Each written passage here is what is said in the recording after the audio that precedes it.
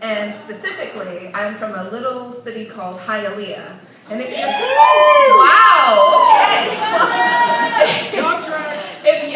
if you're from Hialeah, you're from Miami, the same way that people from Ferndale are from Detroit.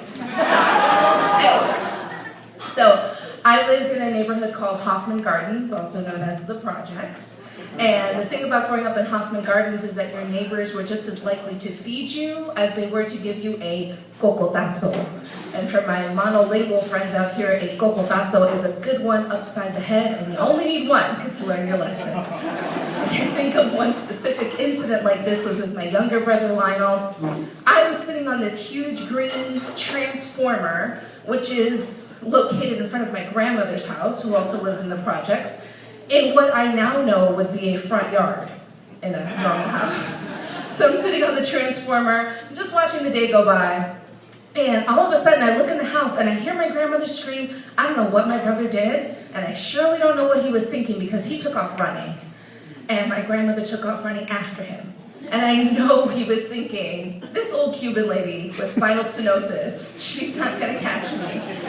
And just as he gets out of reach, I hear my grandmother give the abuelita bat signal, abuelita's grandmother, for you guys who don't know. She calls out, Juanita, cógelo! Which means, Juanita, that's the neighbor, get him. And from where I'm sitting, I have prime seating to this unfolding drama because I'm between these two houses, so I could look into Juanita's house, and she's got the windows open, the salsa music's pouring out, she's scrubbing her house down with mistolin, which is like pine sol but on crack. And she drops the mop, and she takes off after my brother. I mean, so you've got these two old Cuban ladies chasing after my brother. Pink foam rollers are flying. Juanita's bleach blonde hair is just waving in the wind. And I'm thinking, gosh, my brother is crazy. And I'm watching him go laps just around, and Juanita doesn't know what my brother did, and she doesn't need to know. So they're going laps, and each time my brother comes around me, he gives me this look, this pleading look, like, please help me. But we both know he's screwed. Around the fifth time he comes around, the neighborhood kids have gathered onto the Transformers. We're all watching this. My youngest brother's sitting in front of the Transformer. Around the sixth lap, they share a telepathic moment, these two Cuban grandmas, because they don't exchange a word, but they split up like velociraptors in Jurassic Park. And they trap him.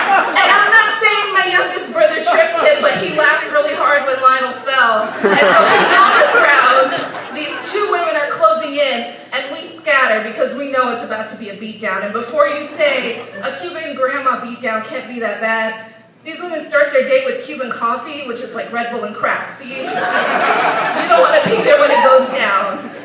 So I take off, and the last thing that I hear is my little brother screaming, no! I would have heard more, but I'm a little chunky, and I was running as hard as I could. And so that was what it was like in my neighborhood. Cuban grandma beatdowns were not an uncommon thing. All the time, I saw a grandpa take a switch off the tree to beat a girl who was making out in a car with a parked car with a guy. And I remember my father, his father, who's a little raisin of a man, and my grandmother leaving our house to help a kid who was being jumped by one of the new gangs that had moved into the projects.